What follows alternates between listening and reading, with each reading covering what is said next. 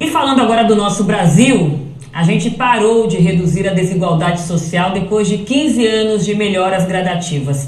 A diferença de renda entre homens e mulheres aumentou, a pobreza também cresceu. Raquel, em 2017, mais de 15 milhões de pessoas sobreviviam aqui no nosso país com apenas R$ 7 por dia. Dá para imaginar? É isso que mostra um relatório da ONG britânica Oxfam Brasil, que está sendo divulgado hoje.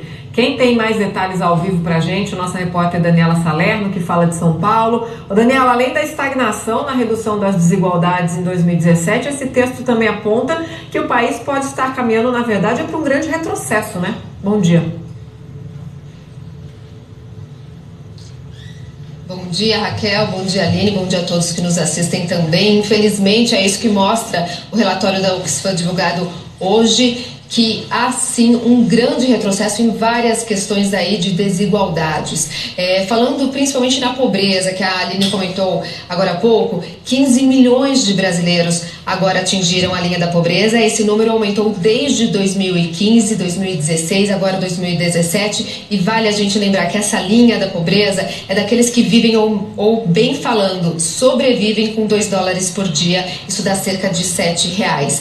Eu vou chamar alguns gráficos então que a gente preparou para mostrar alguns dos principais resultados desse relatório. O primeiro deles é uma pirâmide que mostra que a renda dos 10% das pessoas mais pobres caiu para R$ 198 por mês. Em 2016, esse valor era de 217, um pouquinho mais de 217. E no topo dessa pirâmide, os brasileiros mais ricos viram seus rendimentos subirem, crescerem quase 6%. Então dá um salário aí de mais de R$ 9.500, mais ou menos 10 salários mínimos. Outra tela que nós preparamos mostra a desigualdade entre negros e brancos, que cresceu.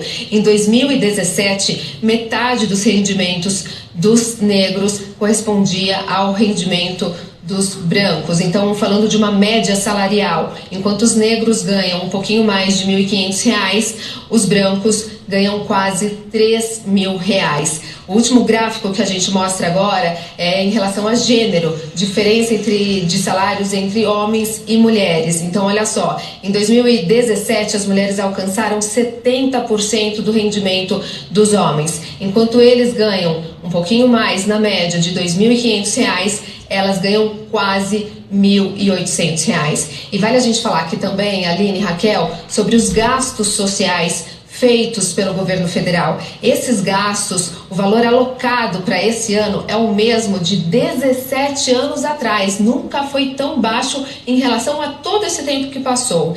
E sobre isso eu converso aqui com a Kátia Maia, ela é diretora da Oxfam. Kátia, muito obrigada pela presença na edição das 10. Como que a gente pode explicar as consequências desses gastos, principalmente dessa redução dos gastos sociais? Vale dizer, né, Kátia, não são gastos, são investimentos em educação, em saúde e tudo que de quem mais precisa acaba tendo, né, reduzido. É muito importante ver os gastos sociais como investimentos. Nós tivemos avanços consideráveis na sociedade brasileira nos últimos 20 anos, com diminuição de mortalidade infantil, inclusão de crianças com mais tempo na escola, redução das situações de pobreza. Então, os gastos sociais, eles são fundamentais, especialmente num país tão desigual como o Brasil. Então, garantir os recursos, garantir a boa aplicação dos recursos, mas também o aumento desses recursos torna-se uma tarefa muito importante para o nosso país. A gente pode falar que esse crescimento que houve alguns anos atrás era frágil? Nós podemos, eu acho que os dados, especialmente de gênero e de raça, mostram que os avanços que nós conseguimos nos últimos anos, nas últimas décadas, são avanços frágeis, porque há uma crise econômica ou a mudança de políticas, tudo isso começa a retroceder. Nós estamos num momento de grande desafio para que país nós queremos do nosso Brasil. Que tipo de sociedade nós queremos? Uma sociedade onde todos os cidadãos e cidadãs tenham os mesmos direitos? É isso que prega a nossa Constituição e é isso que deveria pregar o valor da nossa sociedade. Eu agradeço muito todas as explicações, Kátia. Fica aí então, Aline e Raquel, mais do que tudo uma reflexão sobre o que a gente está passando hoje. É uma reflexão também que passa por repensar as prioridades das políticas públicas, né? O ser humano e suas condições de vida tem que ser prioridade em qualquer governo. Muito obrigada, Dani. Também agradeço a nossa entrevistada.